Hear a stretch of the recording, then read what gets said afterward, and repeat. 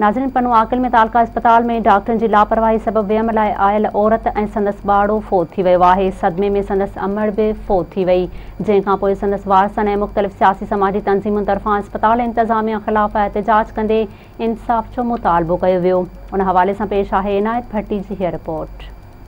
जी, पनुआक़ल जी तालका अस्पताल में वेमला आयल औरत जेका सो फोत थी वई आहे। ताज़ो ॼावल ॿार आहे उहो बि फोत थी वियो आहे। जंहिंखां पोइ उनजे वारसनि एहतिजाजी मुज़ाहिरो कयो आहे। मुज़ाहिरे में पनुआक़ल जा सियासी समाजी ऐं मुख़्तलिफ़ जमायतुनि जा अॻुवान जेका सो उन में शरीक आहिनि ऐं वारसनि इल्ज़ाम आणंदे चयो आहे त पनुआक़ल जी तालका अस्पताल में जॾहिं औरत वेम लाइ वई त जेका सो डॉक्टराणी न हुजण करे जेका उस अस्पताल जी हिकु पटेवाली ऐं नर्स उनजो वेम करायो। उन वेम दौरान ग़लति ऑपरेशन करे अस्पताल में मौजूदु जेका नर्स हुई ऐं अस्पताल में जेका पटेवाली हुई उन जी गफ़लत सबबि जेको आहे सो असांजी औरत ऐं मासूम ताज़ो ॼावल ॿारु फोत थी वियो आहे।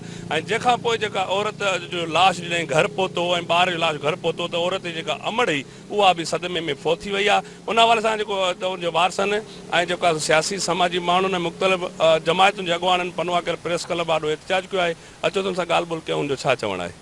असां पेश इहो आहे त अदड़ी खे तकलीफ़ आई तालका अस्पताल में खणी आया नर्सियूं बि कोन हुजनि, स्वीपर हुजे, हिकु ॿी मैडम हुजे। वॾी नर्स चवनि त तव्हां खां हा डॉक्टर न हुई, उन ते तव्हां खां मसइलो चढ़ियल आहे त तव्हां हथ न लाहींजोसि, पर हाल तव्हां इनखे छॾियो। हर दफ़े ही वाक़ियो थींदो रहंदो आहे ऐं मुलविस अनासरनि जे ख़िलाफ़ काई बि कार्रवाई न थी रही आहे। इन हवाले सां MS पनुआक़ल डॉक्टर इस्माइल अब्बासी हिन वक़्तु जेको पनुआक़ल तालके जो MS आहे उनखे घुर्जे, DHO खे घुर्जे त जेके मुलविस अनासर आहिनि जंहिं ही कमु कयो आहे उन्हनि जे ख़िलाफ़ कार्रवाई करे। ही जेको मसइलो थियो आहे डॉक्टराणी जी गैर मौजूदगी में थियो आहे, जेकर डॉक्टराणी हुजे हा त ही मसइलो न थिए हा।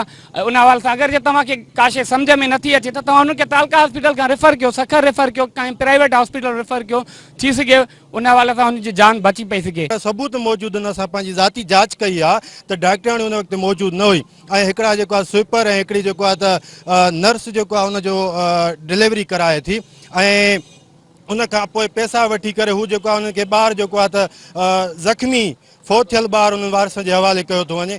ऐं जॾहिं ब्लड जेको आहे त औरत जी तमामु घणी वही थी वञे उन खां बाद उनखे चवंदा त हाणे सखर खणो। एतिरे ताईं सखर खणण जे लाइ जॾहिं हू एम्बुलेंस जे लाइ दरख़्वास्त करनि था MS साहब खां ऐं डॉक्टरनि खां, त उन्हनि खां बि उहे जेके पैसा वरिता अथनि। सो एतिरी लयानी लापरवाही असांजो त मुतालबो इहो आहे त MS जेको आहे ऐं प्लस में जेके इन में मुलविस किरदार आहिनि डॉक्टरनि ऐं प्लस स्वीपर खे कहिड़ी ताक़त आहे जेको पेशेंट खे जेको अची करे चेक करे थो।